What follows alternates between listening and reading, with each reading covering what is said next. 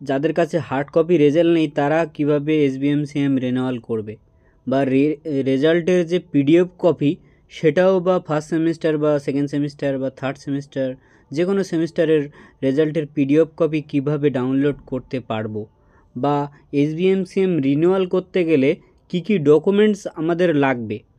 বা অনেকেই প্রশ্ন করছো যে আমাদের কোনো একটা সাবজেক্টে সাপ্লি এসছে বা আমরা ব্যাকলগ দিয়ে পাস করেছি, তো আমরা কি রিনিউয়াল করতে পারবো? এরকম অনেকগুলো কিন্তু প্রশ্ন আমার সোশ্যাল মিডিয়া, ইনস্টাগ্রাম, ফেসবুক, হোয়াটসঅ্যাপে কিন্তু অনেকেই করছো। তো আজকে এই একাধিক প্রশ্নের উত্তর দিয়ে এই ভিডিওটা আমি করছি। তো তোমাদের যাদের এই যে প্রশ্নগুলো অ্যান্সার দিতে চলেছে, এগুলো যাদের যাদের দরকার তোমরা ভিডিওটা দেখতে পারো। আমি কিন্তু এর আগের ভিডিওতে আমাদের চ্যানেলে আছে, প্লেলিস্টে দেখতে পারো, যে আমি বলে দিয়েছি যে রিনিউয়াল প্রসেস সম্পূর্ণ বিস্তারিতভাবে বলে দিয়েছি। তো ইউটিলাইজেশন সার্টিফিকেট লাগছে একটা নতুন, সেটাও বলে দিয়েছি। তো তোমরা যারা ভিডিওটা দেখোনি তারা দেখে নিতে পারো। আর আমি আজকে এই প্রশ্নগুলো সব উত্তর কিন্তু এই ভিডিওটাতে আমি আজকে দেব। তো ফার্স্টে আমি তোমাদেরকে বলে দিই যে তোমাদের এসবিএমসিএম রিনিউয়াল করতে গেলে কি কি ডকুমেন্টস লাগবে। মাস্ট 3টে ডকুমেন্টস লাগবে। সেটা হচ্ছে, তোমরা ধরো থার্ড সেমিস্টার অথবা ফিফথ সেমিস্টারের স্টুডেন্ট আছো কলেজে, তোমরা যদি থার্ড সেমিস্টারের স্টুডেন্ট হও তোমাদের ফার্স্ট এবং সেকেন্ড সেমিস্টারের মার্কশিট লাগবে। আর কি লাগবে? এবং ফিফথ সেমিস্টারে হলে তোমার থার্ড এবং ফোর্থ সেমিস্টারের মার্কশিট লাগবে। এ গেল মার্কশিট। এবং সেই মার্কশিটে কী লাগবে? 60% নাম্বার, 60%-এর বেশি, 1%ও কম হলে কিন্তু হবে না, ঠিক আছে?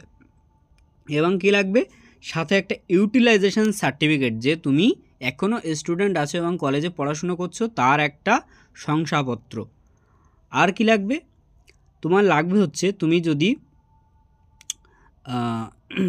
থার্ড এবং ফিফথ সেমিস্টারে পড়াশুনো করছো এবং ফার্স্ট এবং সেকেন্ড সেমিস্টারের রেজাল্ট দিয়ে রিনিউয়াল করতে চাইছো, বা থার্ড এবং ফোর্থ সেমিস্টারের রেজাল্ট দিয়ে রিনিউয়াল করতে চাইছো, তারা যে থার্ড সেমিস্টারে বা ফিফথ সেমিস্টারে যে তোমরা অ্যাডমিশন নিয়েছো সেই অ্যাডমিশনের রিসিপ্ট কপি, পে করেছো যেটা কলেজে, সেই পে তোমরা সবাই প্রত্যেকটা সেমিস্টারে আলাদা আলাদা পে করো, সেই পেমেন্টের একটা রিসিপ্ট কপি, ঠিক আছে?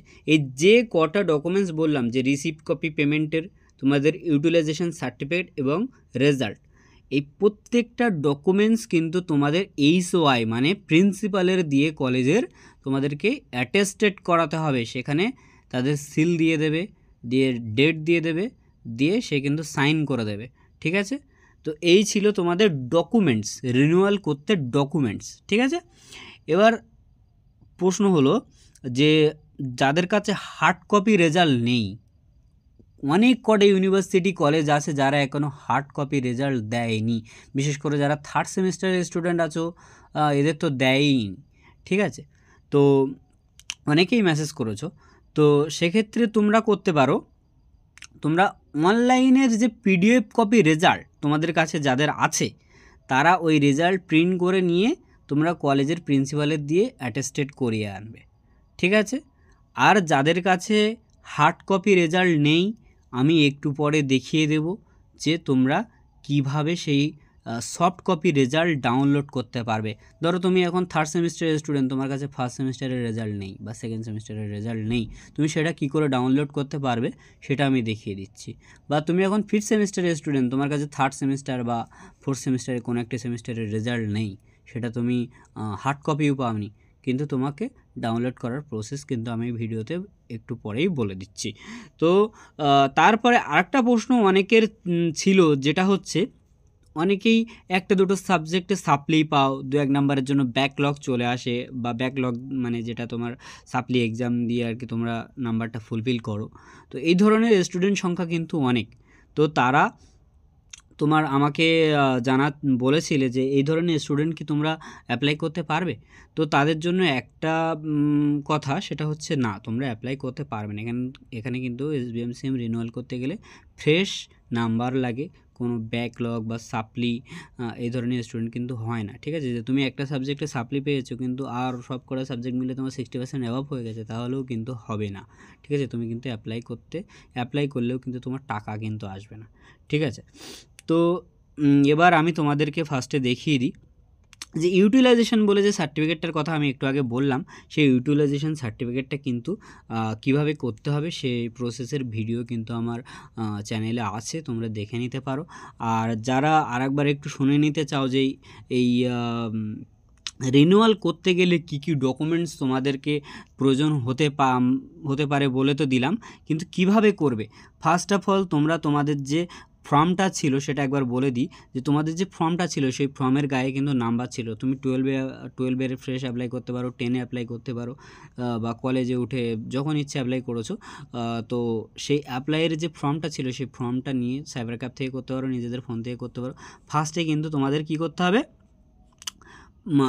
আগে SBMCM-এর পোর্টাল খুলে রিনিউয়াল যে অপশান আছে ওখানে তোমাকে ওই আইডি নাম্বারটা দিয়ে তোমাকে লগ ইন করতে হবে। লগ ইন করার পরে তোমার অ্যাকাউন্টটা যদি কিছু এডিট করার থাকে, ব্যাঙ্ক অ্যাকাউন্ট নাম্বার, ছবি বা কিছু নাম টাম কোনো একটা ডকুমেন্টস এডিট করার থাকে এডিট করতে পারো, এডিট করে নিতে পারো।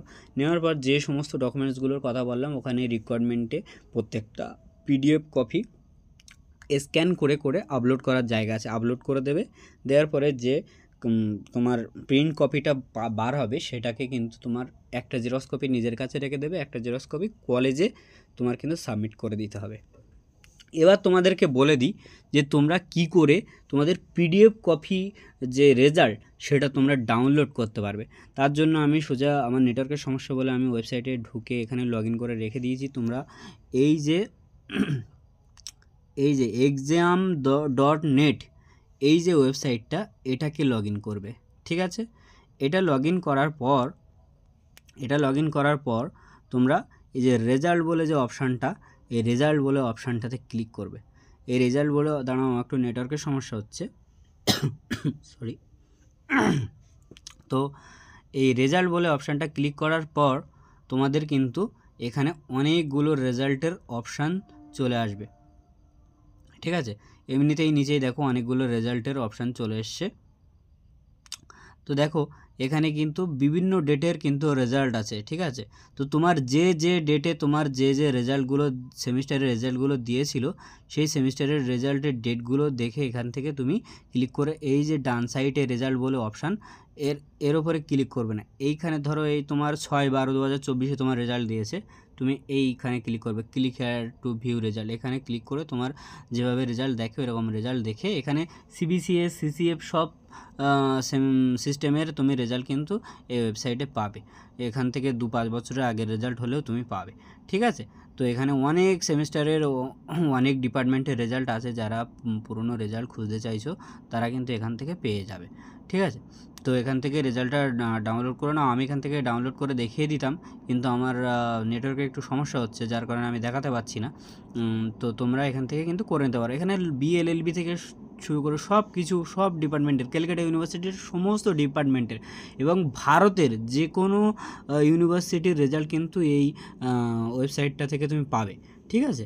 তো এখান থেকে তুমি ডাউনলোড করে নিয়ে সেই কপি PDF আকারে ডাউনলোড করবে, করে প্রিন্ট আউট করবে, করে কলেজ থেকে প্রিন্সিপাল দ্বারা অ্যাটেস্টেড করিয়ে কিন্তু তুমি রিনিউয়ালটা করে নেবে।